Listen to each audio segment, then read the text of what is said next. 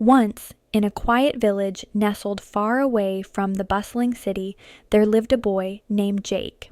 His home was simple but warm, shared with his hard-working parents, his cheerful little brother, and his grandfather, who was known throughout the village as a man of great wisdom. People often came to Jake's grandfather seeking guidance, for his words carried the weight of experience and the clarity of truth. Yet, despite being surrounded by such diligence and wisdom, Jake himself carried a flaw that overshadowed his potential. He was terribly, hopelessly lazy. Jake's laziness was not the kind that came from exhaustion or illness.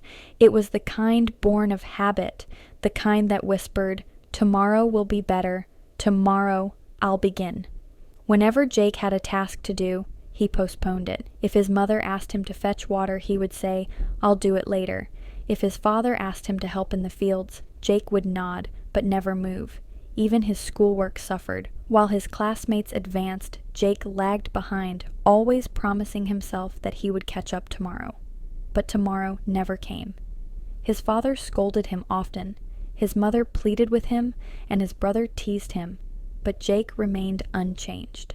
His tasks piled up like stones in a forgotten corner, and regret followed him like a shadow. Finally, his father, weary of scolding, turned to Jake's grandfather. "Please," he said, "you are wise. Perhaps you can help Jake change his ways. He listens to no one else." The grandfather, thoughtful and patient, agreed. He pondered deeply, asking himself, "How can I help this boy see the value of time? How can I awaken him from the slumber of laziness?" After much reflection, he devised a plan. One evening, he called Jake to him. In his hand, he held a small black stone, smooth and ordinary in appearance, but his eyes gleamed as he spoke.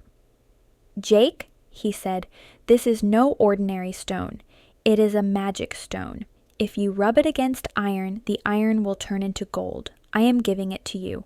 You may turn as much iron into gold as you wish and become rich. But listen carefully. I will be away for one day. Tomorrow evening I will return, and I will take the stone back. You have only until then." Jake's eyes widened. His heart raced. A magic stone. The promise of wealth glittered before him. He imagined himself rich, admired, envied. He thought of fine clothes, delicious food, and a grand house. "Wow," he whispered. "I have plenty of time. I'll be rich by tomorrow." He asked himself, "Where can I find iron?" and quickly answered, "At the market. Tomorrow morning I'll buy scrap iron. Then I'll make gold." It was already evening, so Jake decided to eat dinner and sleep, dreaming of riches. The next morning, Jake awoke with excitement, but instead of rushing to the market, he told himself, "There's still time until evening. Let me have breakfast first." After breakfast, he felt drowsy. "I'll rest for a while," he thought, "then I'll go." He lay down and fell asleep. Hours passed. When he finally woke, the sun was already sinking. Panic struck him.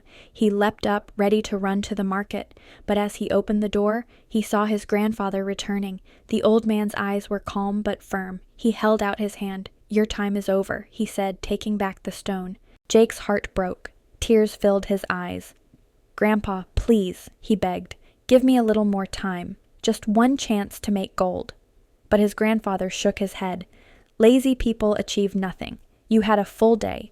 You could have made gold. But you wasted your time. I cannot let you keep the stone. This is your punishment. Those who do not value time will find that time does not value them." Jake lowered his head.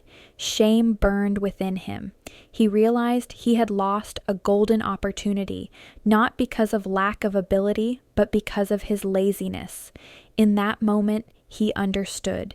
He promised his grandfather, "I will never be lazy again. I will use my time wisely." The lesson was clear. Jake had more than 24 hours to complete a task that required only 30 minutes. Yet he delayed, saying, "I'll do it later," and later never came. Just as in life, opportunities slip away when we postpone. Time waits for no one. If you want to do something, do it now. Give your tasks deadlines.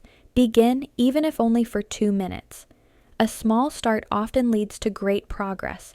Jake's story reminds us all, value time, or time will leave you behind.